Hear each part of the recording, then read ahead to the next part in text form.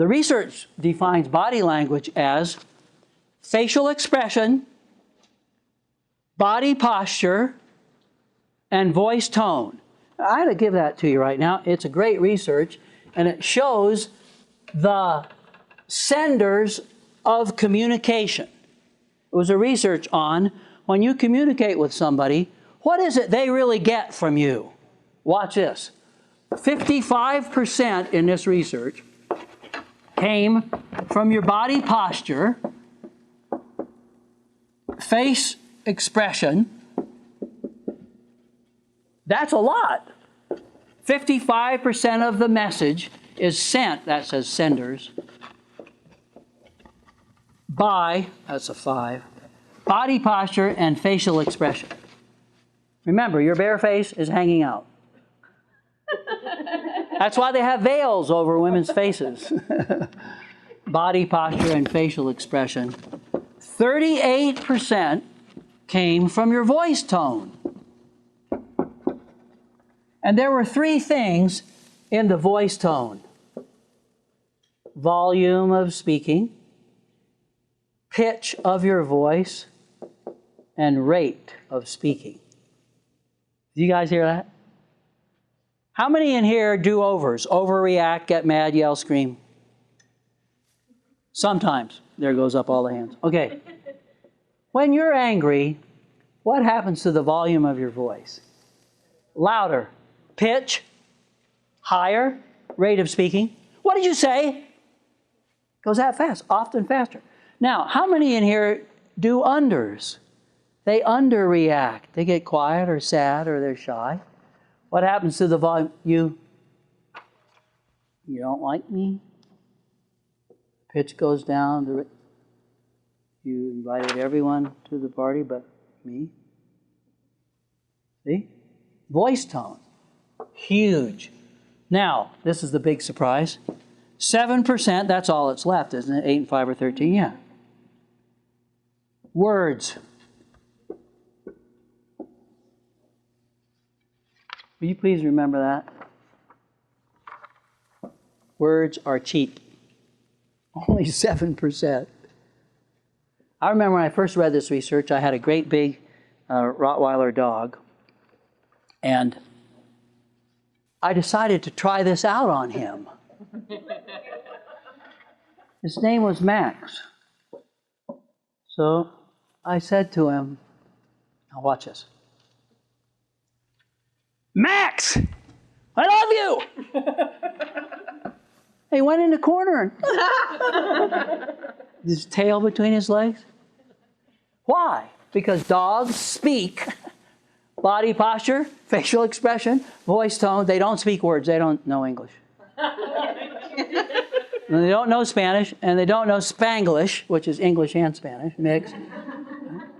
And then I said like this, Max, I put my arms out, smile, I hate your dirty guts.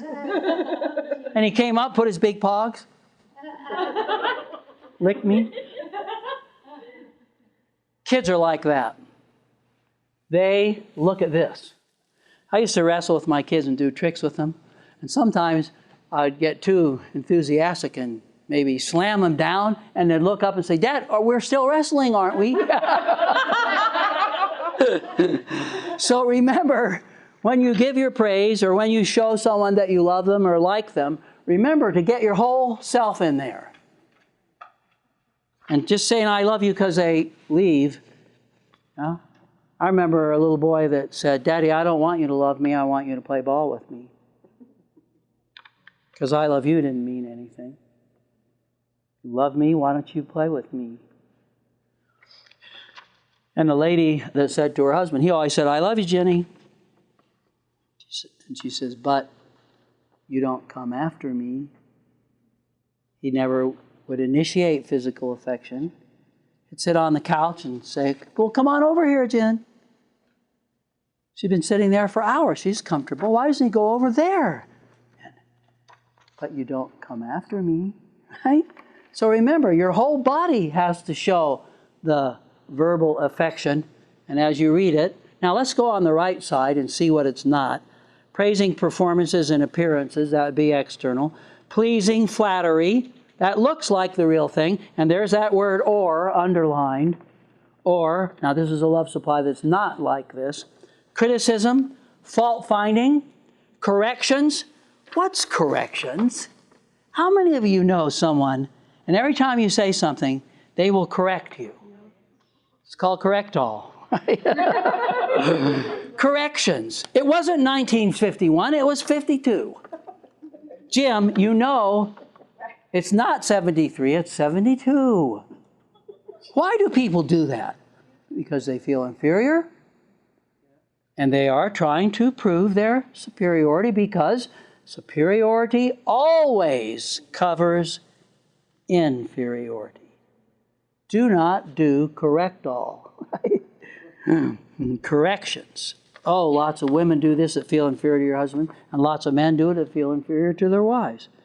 Disagree. Look for evidence against. Rebel. Argue. Tease. Yell. Scream. Word rape. Oh, what a term that is. Silent treatment or close up. Silent treatment. You know, there was a research that showed, let's go real fast on this, 4 things that you should never marry. I hesitate to tell you these.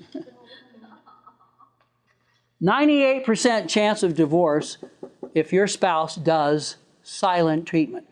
How many of you know what silent treatment is? No, I don't want to talk about that. He hasn't talked to me for 2 days.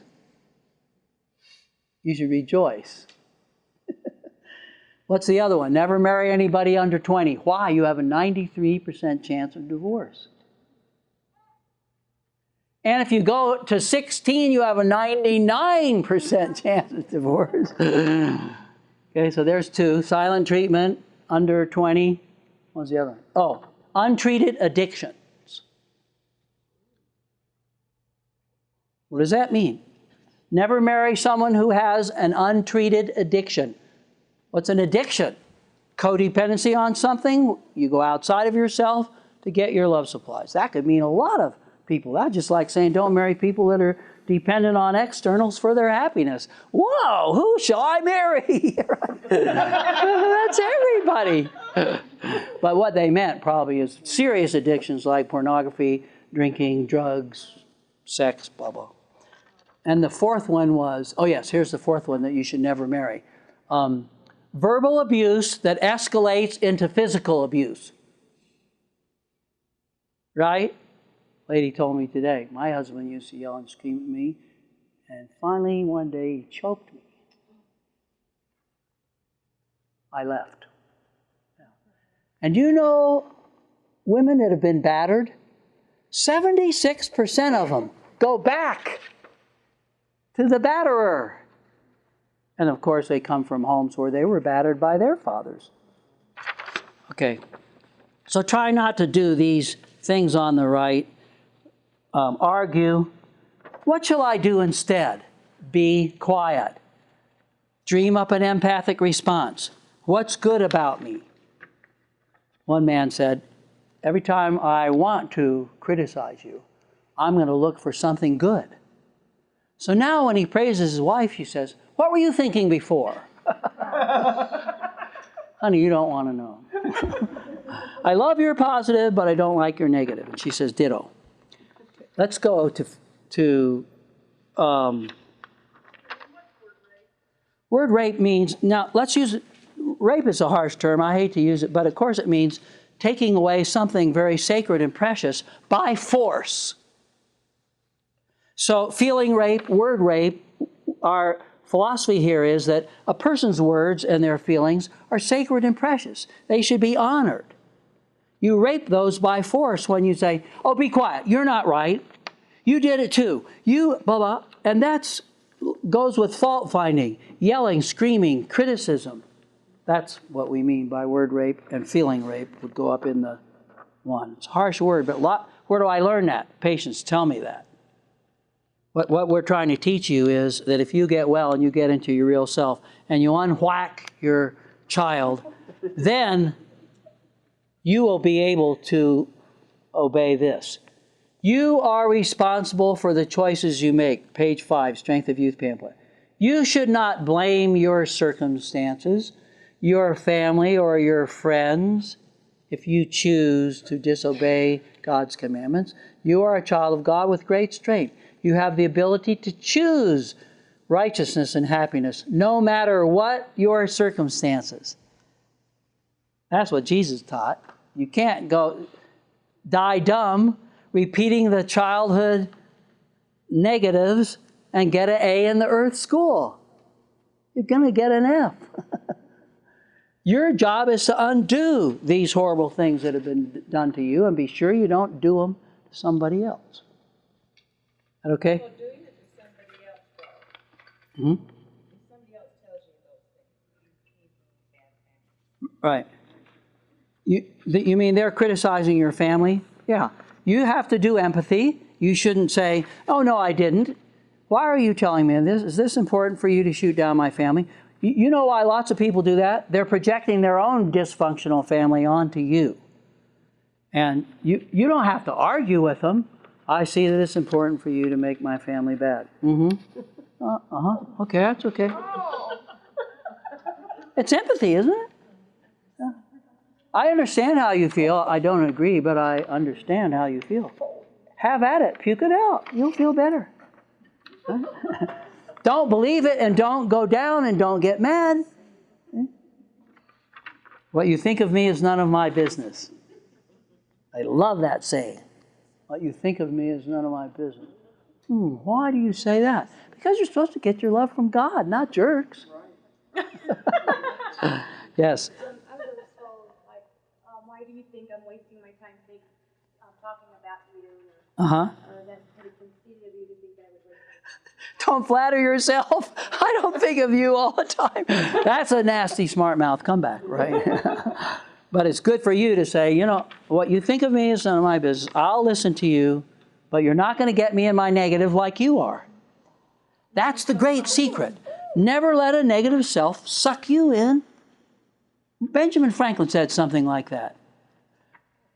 Misery loves company. And so that's, if Satan has somebody, they want to get you. Don't go for it. Don't be a sucker. Okay, so anything else about verbal affection? Why is verbal affection number 2? Because it's very, very important. People say, well, why do you put that there? Why do we put criticism and shooting people down as a major cause of mental illness?